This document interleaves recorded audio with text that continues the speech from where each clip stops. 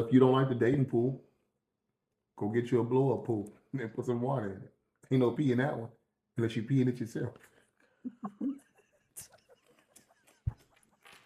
You can cut that out. You know, that's what they be saying. It's pee in the dating thing. Oh, somebody who peed in the dating pool. That's gonna go on the blooper reel. Yeah, you can do that. Yeah, do it. That's funny.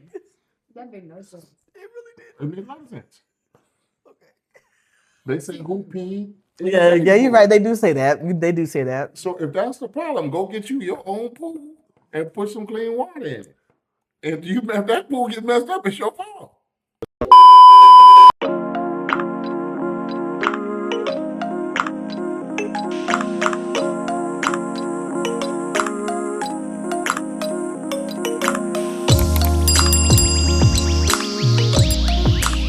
And welcome back to Love and Bars, where love represents the heart and bars represents the truth. Thank you for tuning into our channel. We've been together for 21 years and married for almost 16 years. This space was created to have real conversations about kingdom marriage, healing, growth, and what it truly takes to build and sustain marriage. This is a place for transparency, wisdom, laughter, and biblical principles that strengthen relationships. We're honored to have you here. Let's get into today's conversation. All right, so today's topic is, what are we talking about today? I have no clue. We just thought we was cutting the camera on to look at the people, look at us. I don't know. Boy. Anyway, so today's topic is how we met. Yes. The journey on how we got there. We don't keep you all day, but just give y'all some of how we got there and some things to consider in your singleness to engagement to being married. And my want to be with her, it started different for me because it was the first time I ever really pursued someone. And pursuit doesn't look the same for everybody. You know, we were young, so 19, you were what, 20? yeah. No, you were 20. I was 18, you were 20. And I had to fight through my reputation that preceded me for that. As funny as it is, it wasn't funny. Like we laugh about it now, but it wasn't. And that's the thing that I will say this is your reputation does precede you. If you're not careful and you've been away, especially now with social media, if you've been away with people, that track record follows you. And I hadn't been let me not say I hadn't been in a serious relationship. I hadn't treated women like they should have prior to her. I mean, early on, I probably, like I told her, possibly maybe one, no more than two that like got a serious me. Like everybody else, it wasn't serious. I was all over the place or whatever the case may be. But I made my choice sure in my pursuit for you, and it was nonstop. I wouldn't take no for an answer. Definitely wouldn't take no for an answer. Yeah. So. And I think even when we had met in high school, he was a bit much. He was a bit much in high school. He really was. Yeah. And I was like, oh yeah, he's kind of too far out there for me for right now. And so I had a huge crush on him. Then I saw him again. We were at a church event. This time I had graduated from high school already. Saw him at a church event. He hit me up and he hit me with one of them lines. What did you say, Marcus? Oh, I wanted you. She says it's a line. It was a lie. But for me, so now this is gonna sound arrogant, but she says it's a line. I ain't have to con my way for nothing. That just I ain't never been a guy that had to throw no cons. But I was actually, and she's first part, and it's crazy to think about it now. But I was doing something San Antonio hadn't seen, which was Christian rap. Very much so. And this is back in 2003, y'all. So it hadn't been seen. One, I just got done rapping, and she's from a different place, so I guess she thought I was the devil too. I was, because I had never heard of Christian rap, and And I was flipping songs before flipping songs was possible. Yes. So if it was already on the radio, I was possibly taking that song and flipping it into something else. And I did that there. And so I asked her, I said, hey, on the album debut, would you praise dance at it? Now, I took that moment, I called her outside of the praise dance moment or whatever that I was asking her about. But here's the thing. You called me the next day. But here's the thing. You called me the next day. But here's the thing. Did you dance at the program? That's like the thing. 6 months later. Did you dance at the program? All right. 6 months later.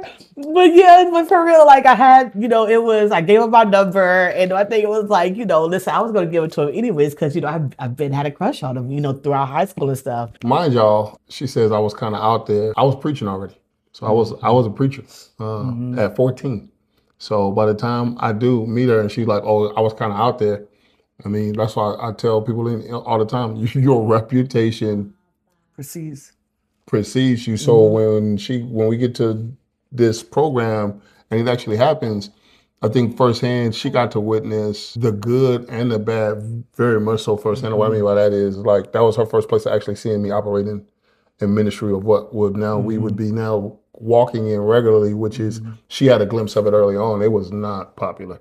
And I was not popular in music and I was not popular with her. So it was, and she says I was, but oh no, I wasn't at all. Yeah, well, because of course, people talk. I was, nervous and all of that.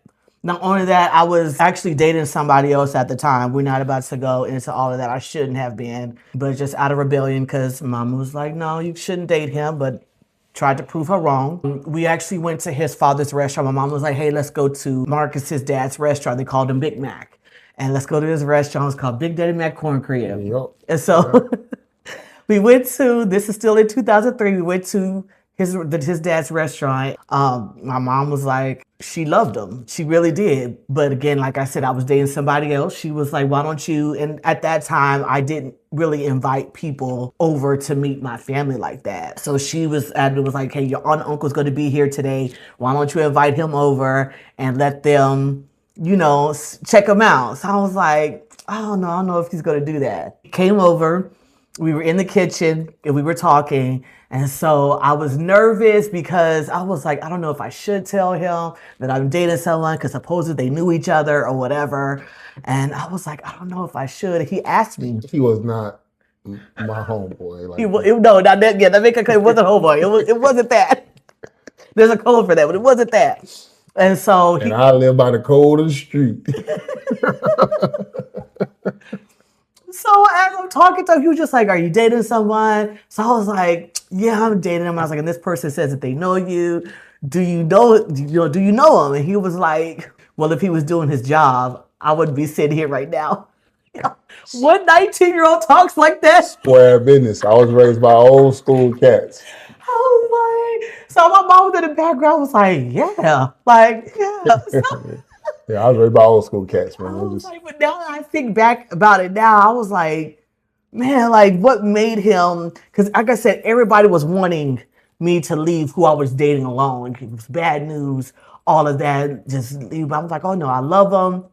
And I don't know what it was. It was that even though as mannish and grown as that line was, I really took it serious, and I was like, you know what, you're right. And 2 days later, I went and I ended it with him. We did not date immediately after that. No, it was a time, man. Again, I had some ways, and throughout our journey, I had ways that I had to get rid of, and and so it was a lot of that, and some of that was it was a season of me just being into me, so it was stuff that I wasn't watching. I wasn't. I had forgot her birthday, and that was a big one. So we were friends at the time. And he forgot my birthday, and he's came over to my mom's house to see me, and I was like, how are you at my mom's house and don't acknowledge my birthday? And I stopped talking to him. I was like, oh, no. Yeah, so it was a stretch, that happened. And that stretch that particular stretch let me know I was going to have to, work harder. And it did. And so between, having to get out of my own way and then to have to be defeating and knowing that, I had to work harder because of me, that, put some things into perspective. Of course, she'll say she had her share, but I had to, so much to work through to get to the part of saying yes. And even I approached, her saying yes to me. I approached that a little different. I was doing music at the time. Wanted to do something different. So I had wrote her a song. That song went on the mixtape that me and my homeboy Dub, shout out to my homeboy Dub, Whitney. Wilkins, shout out to him. At the time we was trying to do our music thing together. He was singing, I was rapping. Wrote her a song, put it on the album. So we were actually down at the March, at MLK March, handing out mixtapes. And she heard it. I asked her to be my girlfriend. But here's the catch. Over like a 2-year span almost. Yeah, but the catch was I knew the difference between dating and courting. So where most people who are just looking to date, they're just looking for an enjoyment, connection, some kind of chemistry of that nature, casual and undefined. I was making a definite declaration. She might have thought I wanted her to be my girlfriend, but I had already knew because of how she carried herself that I wanted her to be my wife. Yeah, from the first date that we talked on the phone, that was the first thing that you told me. That was the first thing you told me was, "You're gonna be my wife." Yeah, and again, in her singleness, she carried herself away.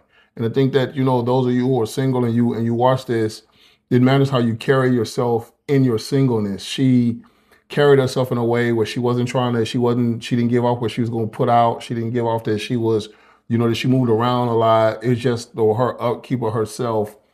I think that her having boundaries was more attractive to me than her not having boundaries. When you come from a space where you kind of can new move and navigate, sucks to say it like that, but you can move and navigate how you want, and you finally meet a space where somebody has defined their boundaries, and that was it. So again, I knew the difference because my parents raised me to, even though I had my own way, my father raised me to. I knew what courting was. And courting is that evaluation for marriage. That was that space. I was evaluating her for marriage from jump. That's that place where you have discernment for direction. That's that place where you're asking yourself, could you build a life with this person? Now, we got a lot of differences. It was A whole lot of differences. It was rough. So could I build my life with the person? I feel I could, but I didn't know how hard it was. Yeah, How hard it was going to be. yeah, it was difficult. I'm not saying, and again, she can speak for herself. I'm not saying that she didn't know that she wanted to marry me, but I feel like as a man, it's very crucial that we know what we want going in, because there are some things that you have to be ready to do in going in. The commitment level has to be defined. It has to be higher than just, casual this and there. There has to be, some form of accountability. And I had good guys. When I say I had good guys, shout out to those guys that are still in my life right now. Yep.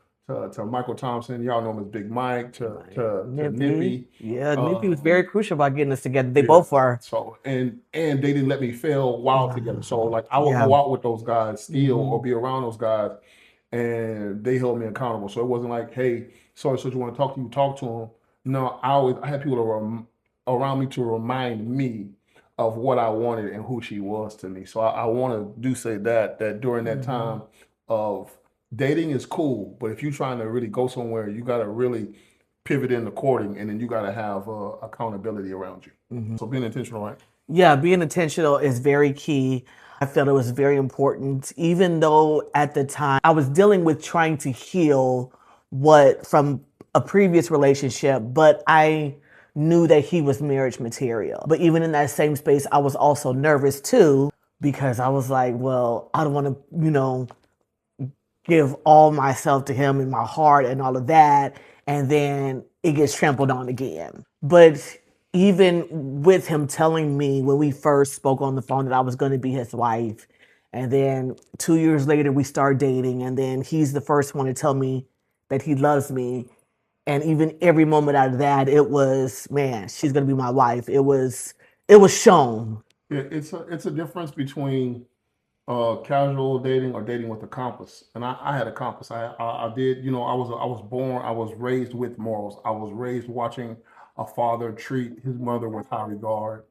Those things I desired, those things I wanted for myself, I wanted for her. So here's a couple of questions I feel like you should have in your repertoire. Ask yourself, do your values align? That's one question that you should be asking.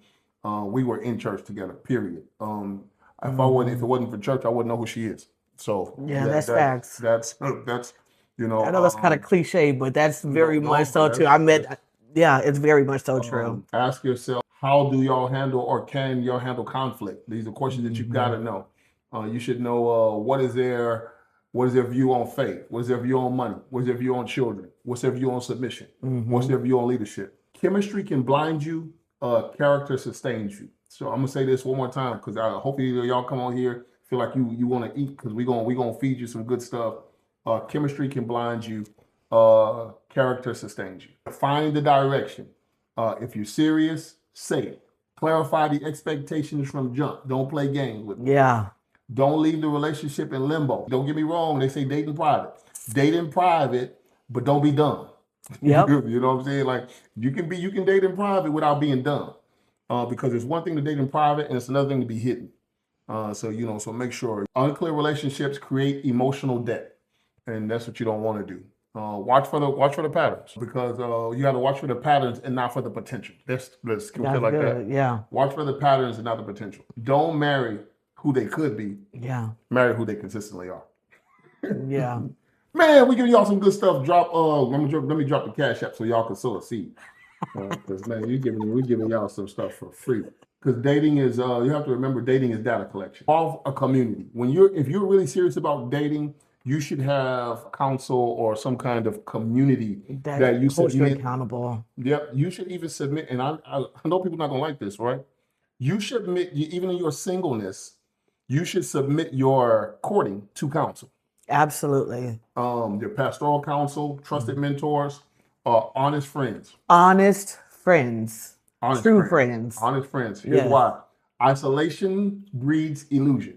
So the Mhm. more you isolate yourself off into this area, there are people who can actually guide you, help you with navigate red flags, because some red flags could be momentary red flags, Mhm. or some red flags could be permanent red Permanent flags. red flags. Talk hard things early. Yep.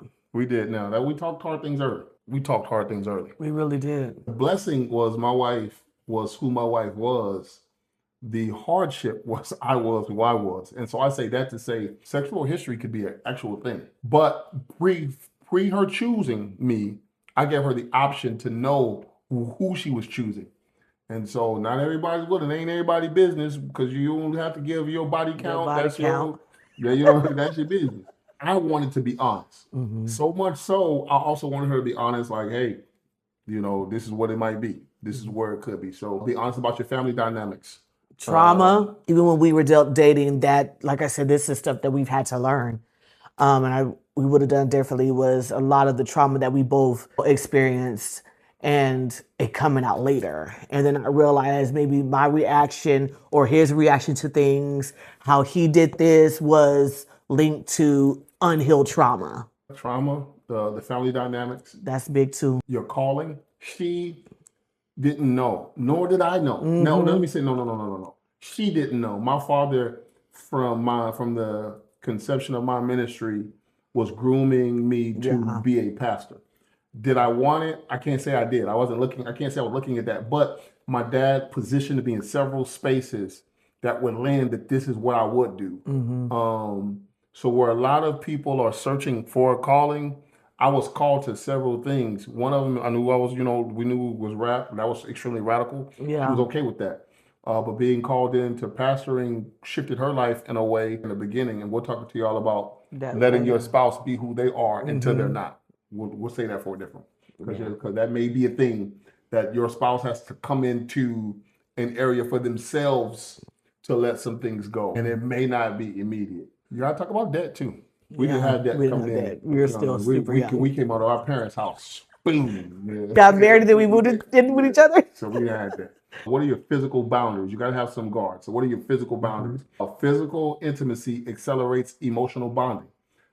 Some people feel a way about a person they were never supposed to feel. You feel a way about them and you only feel that way about them because you put yourself in an accelerated place emotionally. If marriage is the goal, protect your clarity. Yeah. Don't let your passion outrun your purpose. Just a couple more things that we can get off here. Yeah, just a couple more. Look for covenant traits. Yes, because marriage requires emotional maturity, conflict resolution. How do you handle different conflict? Do you shut down? How do you handle conflict resolution? And then even back to emotional maturity, are you able to regulate your emotions? How are you when you're upset? How are you when you're angry? How is those different things? Financial discipline. That's a huge one too. Are you a spender or are you frugal? Yeah, big spender. I'm frugal. I'm frugal. That's I can hold $20 for 3 weeks. I'm frugal, baby. You ain't got to worry about me. I know how to. I can hold on to some money and look you in your face while you try to talk me into spending that bad boy. It ain't going nowhere. Because that $20 more than likely is gonna be needed on something. Or I know how to spend 20 and make 20 look like more than 20. Yes. That space. I'm from a different place. I don't live on y'all's planet. Then there's also a spiritual compatibility beliefs. How are you going to raise your How do you want to raise your children? That's a big thing as well. And don't forget about the spiritual. You said spiritual compatibility, right? Yes. So let's not forget about servant leadership, because I think sometimes, especially in the church world, those of you who go to church and you serve, sometimes you can serve your way out of a relationship. Where you're serving the church more than you're serving at home. Yeah, at home, whether Because your home is your first ministry. Because listen, I used to tell her stuff like, I can't talk to you. I gotta preach tomorrow. I got to preach tomorrow. And then we would literally drop the phone. I'm off. I'm off the phone. We ain't talking because the old school, they said you burn the midnight oil. Yeah. And burning the midnight oil happened on Saturday. So Which it was should have been happening all week. It's a little studying all week. Or we were just going to church. Church.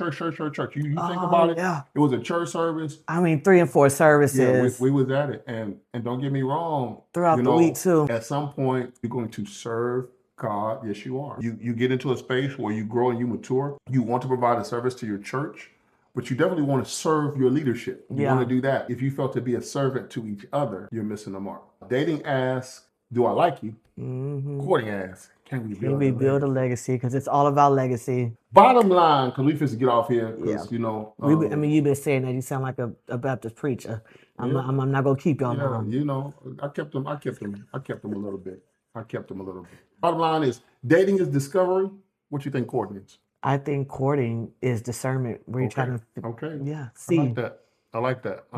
You can date without courting, but you should never court without clarity towards marriage. If you're learning something from us, marriage was always the goal, but it took some time to get there. We're like she told y'all, almost 2 years before we actually got into a relationship, and another 2 years engaged. Yeah, we were, and then we were dating for 3 years. Yeah, and then we were friends for 2 years. Yeah. So this. What I'm saying, what I'm telling y'all is, y'all can rush if you want to. We had a lot of stuff. We were super young. We had stuff to figure out, but it worked. That's what worked for us. And we got into marriage to figure it out all over again. Because we had some trying times, and we'll tell you about it. That's part of one of our additions that we have. Here's our encouragement to you: don't despise your singleness. Don't despise your singleness. Singleness is rough. It's rough in dating. It's hard. I see so many posts now talking about the dating pool. We are going to let you guys enjoy your family for the rest of the night. Thank you for tuning into 11 Bars. Make sure you like, share, and subscribe, and turn on your notifications so you don't miss new episodes.